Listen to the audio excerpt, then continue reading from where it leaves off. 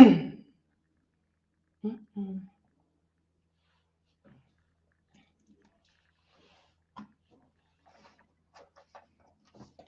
right. Hey, everybody. God bless you. Uh, as you kind of come in, I just wanted to take a few minutes and come online. So you are welcome to add your comments to this live and certainly join us for a moment. Uh, just go ahead and let us know how you're feeling about this, or maybe you just want to look it over and think about some of the things that are about to be said. Actually, I am in a mode for just a quick live. I just wanted to do a quick live. And that was just for the sake of number one, I wanted to say um, Happy New Year to everybody. God bless you. And I'm so glad that you are with us in this year, in this new year, anticipating great things and probably have significant plans for this year as so many things have changed back for us, both for the good and in some ways it was indifferent, but a lot of things have changed. So I wanted to come to you tonight and just ask and put a question out there and some thoughts that you may want to just consider as you approach all of what is lying ahead of you for the year of 2023. All right, so the first thing again was to say Happy New Year and God bless you. And once again, as you may see, the title this live is How Did 2022 Leave You? With the end of the year, we always plan a dinner, and that is my family, that we can have the opportunity to spend the first dinner or the first day of the year together as a family. And that's, all of our generations and just come together, talk, laugh, eat, eat well, laugh good, and then sit down and have a talk. And I love to do it all generations because the art of communication has diminished, and the nature of communications have deteriorated into a lot of violence, disrespect, hatred, indifference.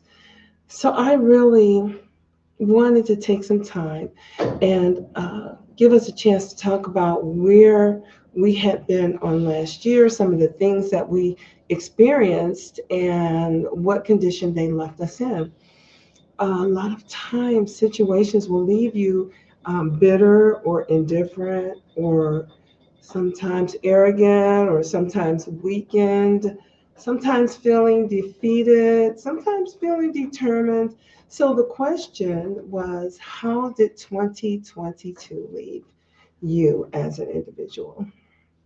Well, there is a scripture, and as I told the children, our children and our grandchildren, that wisdom comes with a lot of controversy, and knowledge comes with grief, and sorrow accompanies wisdom. So, for wisdom and knowledge to be gained, let me take this out of my ear. For wisdom and knowledge to be gained, it generally is going to be accompanied with some controversy. And so the thing is, you can't change whether or not controversy will come into your life or what kind of controversy will interfere with your life, but you can determine that you're going to find a way to become a better person through that type of encounter. So, whatever your encounters were, whatever your challenges were, I just want you to consider for a moment, how did it leave you? Did it leave you angry? Did it leave you bitter? Did it separate you from some people? Did it make you stronger? Did it mend fences? Did it put you back together? Did it build you up? Did it take you high enough to see far enough down the road of where your goals are really beginning to come into view? And so I want to take the words, I want the endeavor of the thought was to take the words out of their mouth. Um, oh, last year was a bad year and it was just the worst year I ever had. I'm so glad that it's gone. And if you haven't heard that by now, I'm sure you're familiar with those phrases and that mentality. Yes, I have said it myself. I'm glad those years are gone. And I will even say that if I had to go back and look at the opportunity, if I had the opportunity to live some years over or to have some stages in life and relive those, I probably would have said no up until this point.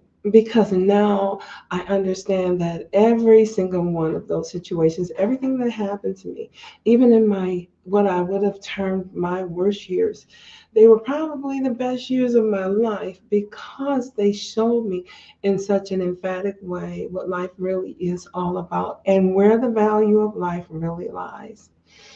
And so we talked about it, and everybody kind of went around as we were just seated in our little area and down here, and everybody had a little bit of something to say. And some was, admission of, blatant mistakes, and some of it was some things happened, but I learned also to trust and to pray.